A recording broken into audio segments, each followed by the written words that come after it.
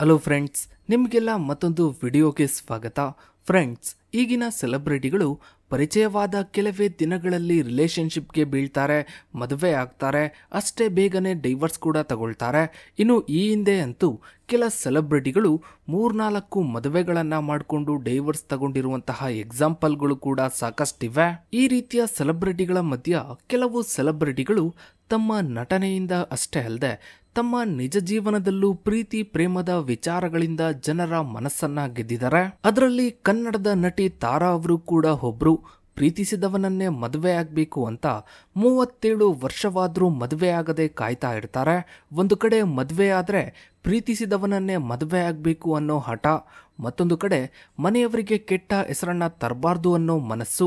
ಈ ರೀತಿ ಇದ್ದಂತಹ ತಾರಾ ಅವರಿಗೆ ಪ್ರೀತಿ ಶುರುವಾಗಿದ್ದು ಹೇಗೆ, ಅಷ್ಟಕ್ಕೂ ತಾರಾ ಅವರು ಸಿನಿಮಾ ಇಂಡಸ್ಟ್ರಿಗೆ ಎಂಟ್ರಿ ಕೊಟ್ಟಿದ್ದು ಹೇಗೆ, ಅಷ್ಟಕ್ಕೂ ಇವರು ಪ್ರೀತಿ ಮಾಡಿದ್ದಾದ್ರೂ ಯಾರನ್ನ, ಎಲ್ಲವನ್ನ ಇವತ್ತಿನ ಈ ಒಂದು ವಿಡಿಯೋದಲ್ಲಿ ಹೇಳ್ತಾ ಇದ್ದೀವಿ. ವಿಡಿಯೋವನ್ನ ಎಲ್ಲೂ ಸ್ಕಿಪ್ ಮಾಡದೆ ಸಂಪೂರ್ಣವಾಗಿ ನೋಡಿ. ಫ್ರೆಂಡ್ಸ್, ತಾರಾ ಅವರು ಹುಟ್ಟಿದ್ದು 1971 ಮಾರ್ಚ್ 4ರಂದು ಬೆಂಗಳೂರಿನಲ್ಲೇ ಒಂದು ಶ್ರೀಮಂತ ಕುಟುಂಬದಲ್ಲಿ ಜನಿಸ್ತಾರೆ. ಇವರ ಮೊದಲ ಹೆಸರು ಅನುರಾಧ ಅಂತ ಇಟ್ಟಿರ್ತಾರೆ. ಇನ್ನು ಬೆಂಗಳೂರಿನ ಮೊದಲ ಡಿಸಿ ಆಗಿದ್ದ ನಾರಾಯಣ್ ಅವರು ತಾರಾ ಅವರ ಸ್ವಂತ ತಾತ. ಹೀಗಾಗಿನೇ ಇವರಿಗೆ ಆರ್ಥಿಕವಾಗಿ ಯಾವುದೇ ತೊಂದರೆ ಇರೋದಿಲ್ಲ. ಇನ್ನು ತಾರಾ ಅವರಿಗೆ ಚಿಕ್ಕ ವಯಸ್ಸಿನಿಂದಲೂ ಸಿನಿಮಾ ರಂಗದ ಮೇಲೆ, ನಟನೆಯ ಮೇಲೆ ತುಂಬಾನೇ ಆಸಕ್ತಿ ಇರುತ್ತೆ. ಅದರಲ್ಲೂ ಇವರ ತಾತ ನಾರಾಯಣ್ ಅವರ ಮನೆ ಬೆಂಗಳೂರಿನ ಜಯನಗರ್ 4th ಬ್ಲಾಕ್ನಲ್ಲಿ ಇರುತ್ತೆ. ಡಿಸಿ ಮನೆ ಅಂತಾನೆ ಎಲ್ಲರೂ ಕರಿತಾ ಇರ್ತಾರೆ. ಅಲ್ಲಿ ತುಂಬಾ ದೊಡ್ಡ ದೊಡ್ಡ ಅಧಿಕಾರಿಗಳು, ಸಿನಿಮಾ ರಂಗದ ಕಲಾವಿದರುಗಳು ಬರ್ತಾ ಇರ್ತಾರೆ. ಇವರನ್ನ ನೋಡ್ತಾ ಇದ್ದ ತಾರಾ ಅವರಿಗೆ ಸಿನಿಮಾ ರಂಗದ ಮೇಲೆ ಆಸಕ್ತಿ ಶುರುವಾಗುತ್ತೆ.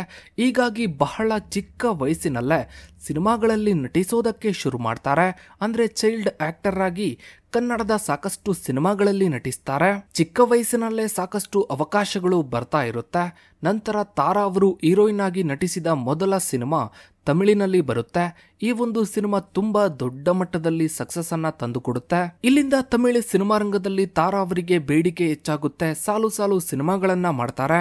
ನಂತರ ಕನ್ನಡದಲ್ಲಿ ಬಂದಂತಹ ತುಳಸಿ ದಳ ಸಿನಿಮಾ ಕನ್ನಡ ಸಿನಿಮಾ ರಂಗದಲ್ಲೂ ಕೂಡ ಸಕ್ಸಸ್ ಅನ್ನ ತಂದುಕೊಡುತ್ತೆ. ಇಲ್ಲಿಂದ ತಾರಾ ಅವರು ಕನ್ನಡ ಅಷ್ಟೇ ಅಲ್ಲದೆ ತಮಿಳು ಸಿನಿಮಾ ರಂಗದಲ್ಲೂ ಕೂಡ ಒಳ್ಳೆಯ ಹೆಸರನ್ನ ಮಾಡ್ತಾರೆ.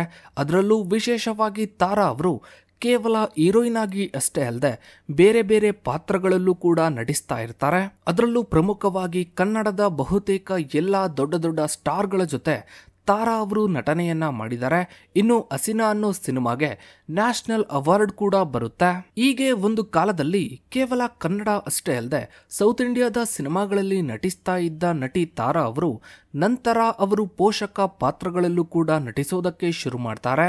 ಡೆಡ್ಲಿ ಸೋಮ ಸಿನಿಮಾದಲ್ಲಿ ತಾಯಿಯ ಪಾತ್ರದಲ್ಲಿ ನಟಿಸ್ತಾರೆ. ನಂತರ ಯಶ್ ಅವರ ಕಿರಾತಕ, ಉಳಿದವರು ಕಂಡಂತೆ ಹೀಗೆ ಸಾಕಷ್ಟು ಸಿನಿಮಾಗಳಲ್ಲಿ ತಾಯಿಯ ಪಾತ್ರದಲ್ಲಿ ಅವರು ನಟಿಸ್ತಾರೆ. ಅದರಲ್ಲೂ ಯಶ್ ಅವರು ದೊಡ್ಡ ಸ್ಟಾರ್ ಆದ್ಮೇಲೆ ಈಗಿನ ಹೀರೋಗಳು ತಮ್ಮ ಸಿನಿಮಾದಲ್ಲಿನ ತಾಯಿ ಪಾತ್ರಕ್ಕೆ ತಾರಾ ಅವರನ್ನೇ ಆಯ್ಕೆ ಮಾಡಬೇಕು ಅಂತ ಹೇಳ್ತಾರಂತೆ.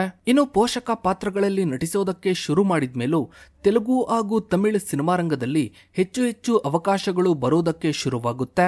ಇಂದಿಗೂ ಕನ್ನಡ ಸಿನಿಮಾ ರಂಗದಲ್ಲಿ ಅಚ್ಯುತ್ ಕುಮಾರ್ ಅವರನ್ನ ಬಿಟ್ರೆ ಪೋಷಕ ಪಾತ್ರಗಳಿಗೆ ಅತಿ ಹೆಚ್ಚು ಬೇಡಿಕೆ ಇರುವುದು ತಾರಾ ಅವರಿಗೆ. ಇನ್ನು ರಾಜಕೀಯದಲ್ಲಿ 2009ರಲ್ಲಿ ಬಿಜೆಪಿ ಪಕ್ಷ ಸೇರ್ಕೊಳ್ತಾರೆ.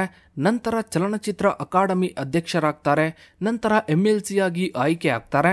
ಇನ್ನು ತಾರಾ ಅವರ ವೈಯಕ್ತಿಕ ವಿಚಾರಗಳನ್ನ ನೋಡೋದಾದ್ರೆ 1989ರ ಸಂದರ್ಭದಲ್ಲಿ ತಾರಾ ಅವರು ಸಿನಿಮಾ ರಂಗದಲ್ಲಿ ಆಗ ತಾನೇ ಹೆಸರನ್ನ ಮಾಡ್ತಾ ಇರ್ತಾರೆ.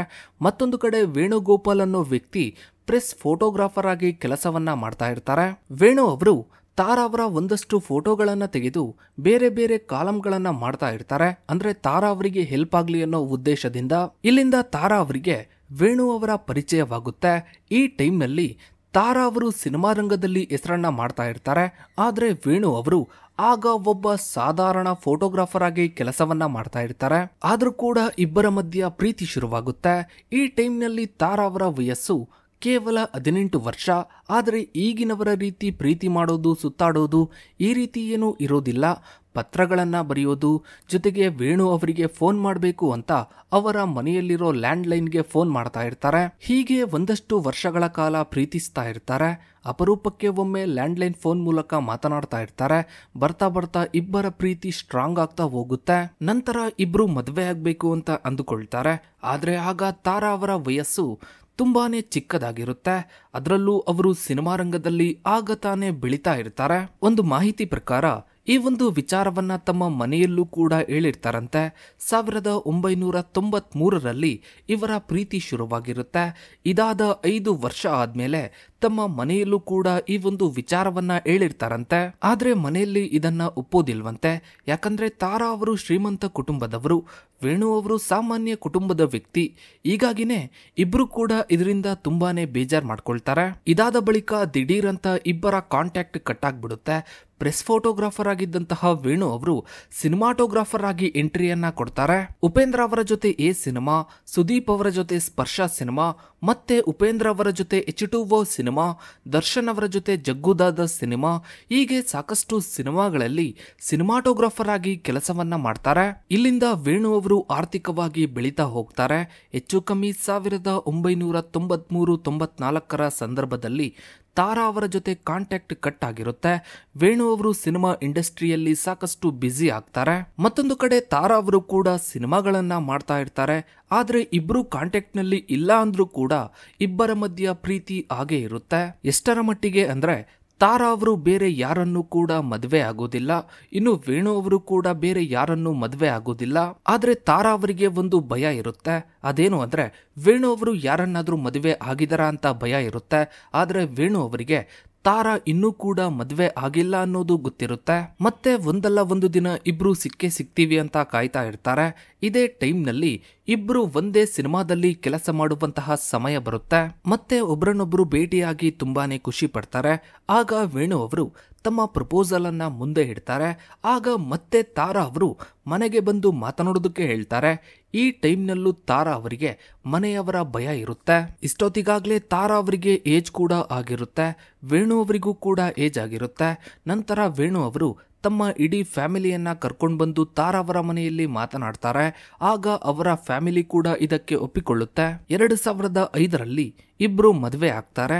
ಆಗ ತಾರಾ ಅವರಿಗೆ 37 ವರ್ಷ ವಯಸ್ಸಾಗಿರುತ್ತೆ.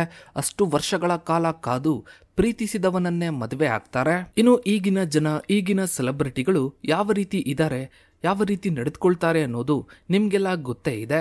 ಇನ್ನು ಇದರ ಬಗ್ಗೆ ನಿಮ್ಮ ಅನಿಸಿಕೆ, ಅಭಿಪ್ರಾಯಗಳನ್ನು ತಪ್ಪದೇ ಕಮೆಂಟ್ ಸೆಕ್ಷನಲ್ಲಿ ಕಮೆಂಟ್ ಮಾಡಿ. ಹಾಗೆ ವಿಡಿಯೋಗೊಂದು ಲೈಕ್ ಮಾಡ್ತಾ ವಿಡಿಯೋನ ಆದಷ್ಟು ಎಲ್ಲ ಕಡೆ ಶೇರ್ ಮಾಡಿ. ನೀವಿನ್ನು ನಮ್ಮ ಚಾನಲ್ಗೆ ಸಬ್ಸ್ಕ್ರೈಬ್ ಆಗಿಲ್ಲ ಅಂದರೆ ಕೆಳಗಡೆ ಕಾಣೋ ಸಬ್ಸ್ಕ್ರೈಬ್ ಬಟನ್ನ ಕ್ಲಿಕ್ ಮಾಡಿ. ಹಾಗೆ ಪಕ್ಕದಲ್ಲಿ ಕಾಣೋ ಬೆಲ್ ಐಕನ್ ಕೂಡ ಕ್ಲಿಕ್ ಮಾಡಿ. Thanks for watching.